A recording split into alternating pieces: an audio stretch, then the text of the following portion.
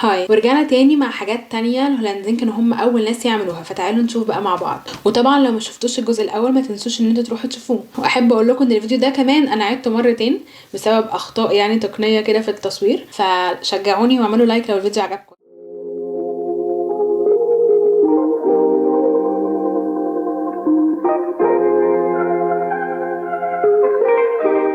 اول حاجه وهي الشركات الحديثه او اللي هي الانترناشونال. شركه الهند الشرقيه الهولنديه اللي اتاسست سنه 1602 كانت هي اول شركه متعدده الجنسيات او انترناشونال في العالم، واول شركه تطرح او تدي اسهم للعامه او الجمهور. والشركه دي هي اللي غيرت مفهوم التجاره الدوليه وهيكل الشركات. وتاني حاجه وهي تقنين الموت الرحيم. مبدئيا كده بس عشان اشرح لكم لو مش عارفين، وعشان كمان اقول لكم يعني اوضح رايي، انا بصراحه مش متفقه مع الموضوع ده، بس كل واحد حر في ارائه. بس بقول لكم يعني ده واجبي ان انا بعمل فيديو، فلازم اقول لكم ان انا ضد ده، يعني مش بشجع عليه. وده عباره عن ان لو في ناس بتبقى تعبانه او مريضه سواء نفسيا او جسديا بيتألموا، ممكن يقرروا ان هم خلاص مش قادرين يعيشوا اكتر من كده، في المستشفى ساعتها بتساعدهم ان هم ينهوا حياتهم. بيبقى طبعا تحت اشراف دكاتره، وكمان لما كنت بقرا في المصادر عرفت ان بيبقى تحت اشراف دكتورين، فالدكتورين يقيموا الحاله ويتاكدوا ان هم بيقيموها زي بعض. طبعا ما تنسوش ان انتوا تبصوا في المصادر دايما عشان تتاكدوا من كل حاجه انا بقولها، وعشان كمان لو مهتمين تعرفوا تفاصيل اكتر. فنرجع تاني للموضوع بقى. سنه 2002 هولندا كانت هي اول دوله تقنن الموت الرحيم، لكن مع تقديم لوائح صارمه عشان يضمنوا حقوق الناس المرضى. واتاثرت باللوائح دي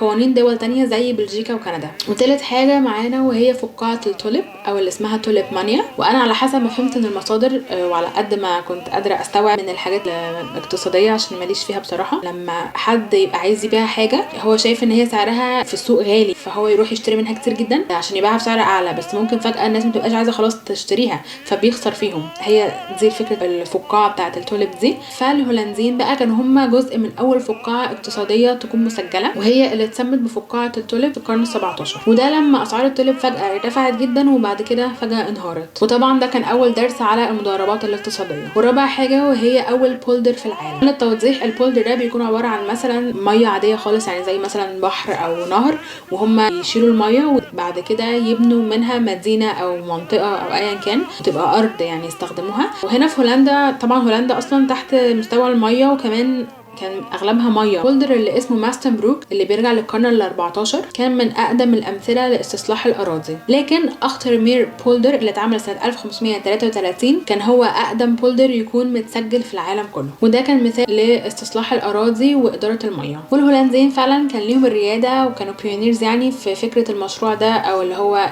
البولدرز يعني. فهو هنا في هولندا الموضوع ده معروف يعني قوي، لان كمان في بروفنس بحالها فوق اسمها فليفولاند، ممكن تدوروا عليها حبيت. هي بولدر كانت في الاول ميه متغطيه عباره عن ميه. وخامس حاجه معانا النهارده وهو النشيد الوطني. النشيد الوطني للهولندي بالتحديد اللي اسمه فيلهلموس.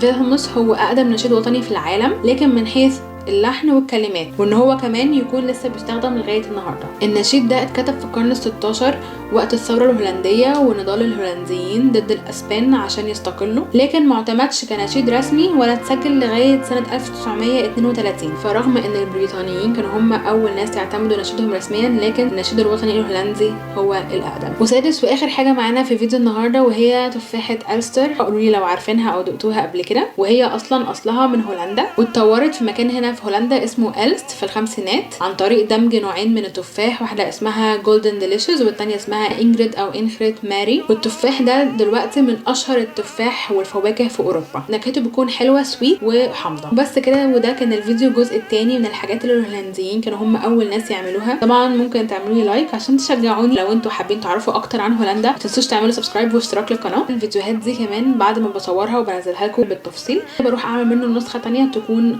اقصر، بتكون مختصره يعني بس فيها الحاجات المهمه من غير اي تفاصيل. فبرضه ممكن تروحوا تشوفوه لو انتوا بتحبوا الاختصار. وطبعا برضه ما تنسوش تتابعوني على التيك توك، هناك بنزل فيديوهات مختلفه، حاجات ممكن ملهاش علاقه خالص بهولندا. يورم كمان بيظهر معايا هناك اكتر ما بيظهر هنا. بس كده، اشوفكم الفيديو اللي جاي.